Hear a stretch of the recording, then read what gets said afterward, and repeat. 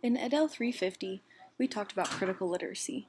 In critical literacy, it's important to remind students to ask questions about the book they're reading. They need to think about the author's purpose. Why would they write the book? And why did they write it in the way that they did? It's important for students to take it further than the purpose of the text just due to the type of text it is. Critical literacy is super important, especially when working with a diverse classroom. When you have students from multiple countries or ethnicities represented in your classroom, it's important to talk about how texts might reflect those cultures or not reflect them. Using critical literacy in your classroom will help students feel seen and recognized in your room. Another factor to think about when working with diverse students is the sociocultural literacy theory. So, in this theory, it's important for teachers to think about how students interact with literacy in real world context, how they interact with literacy at home. And the quote I took away from this particular subject was that when you read words, you're reading the world. As teachers, it's important that we know who our students are and what their experiences are. Then we're able to connect students' experiences from their personal lives at home and from in their community and connect those with classroom experiences to help build their knowledge even further. A culturally responsive teacher has to recognize that every person has implicit bias. These are biases that maybe we don't know that we have, but they do still impact how we interact with others. Teachers who want to correctly teach students from diverse backgrounds have to recognize what biases they have so that they can change them.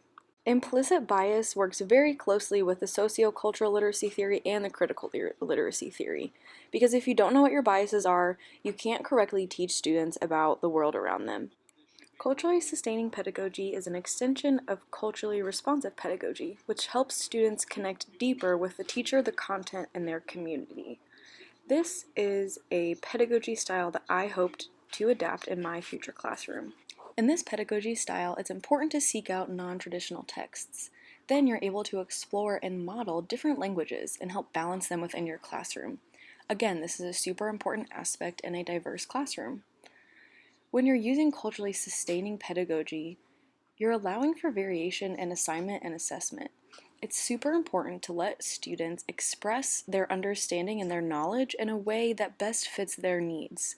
Not every student is capable of explaining what they've learned in the same way. Culturally sustaining pedagogy focuses on more than just the food kids eat and the music they listen to. It brings in parts of the culture that aren't always discussed. This allows teachers and students to form a deeper and more complex understanding of each other.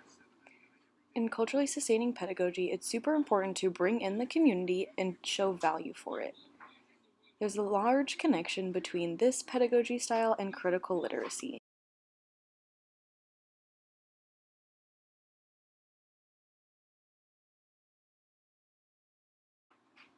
One of my biggest takeaways from this semester has been mindfulness and meditation. I plan to use this in my classroom management in my future classroom. I have learned that mindfulness and meditation helps students increase their focus, increases their emotional regulation, decreases stress, and decreases pain response. It can be done quickly and it can be done frequently.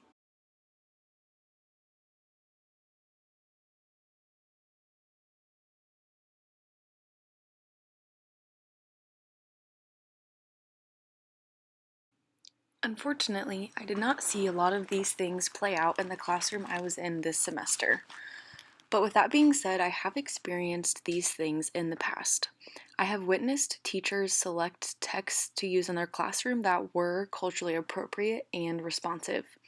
They were able to use these texts in a way that highlighted the goodness in all cultures and were able to highlight how people have different strengths and they can bring those strengths to the table to make a group more successful. I plan to implement the things I've learned from this course into my future classroom. I know that meditation and mindfulness can help me create a peaceful classroom environment. I know that when I assess students, I need to do so in a way that reflects their best learning. And I know that when selecting texts to use for my class, I need to pick texts that come from authors who are diverse and discuss topics that are diverse and reflect where my students come from.